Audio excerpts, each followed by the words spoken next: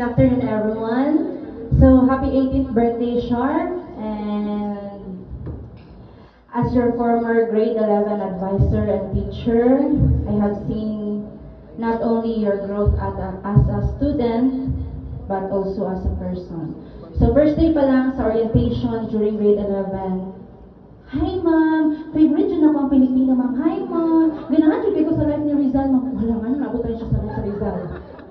Bilang i-Q&A ko niya sa life ni Rizal. Pero, yeah, very active and very friendly siya. So, na-mention ka ganina na bisag masakitan pa na siya, di dyan na siya mo tingog.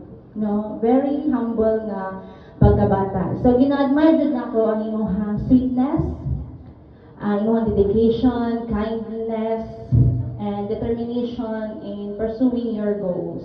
And usahay, mabalakan na lang ni kay siya ang amo ang makita nga isa sa mga pinaka-busy nga estudyante. Ang butaw-taw nasa faculty, papirma dili, papirma dito. Unsa man jud ka dai, estudyante ka or bitaw, pero yeah, aside sa mga other officers, pero isa siya sa mga ano bitaw halos tanan giapila na lang. Pero always ako siya gina-remind na yes, okay lang maging busy sa mga extra core, but di nga dapat i-forget ang iyahang ACADS. No, okay. Yes.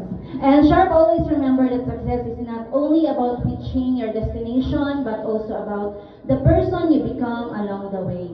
So keep the good value that makes you who you are, and never stop believing in yourself. So okay lang mo hilak, no, kay para ma-release na to atong kakapoy, ang ato ang pain, and most importantly, always trust in God.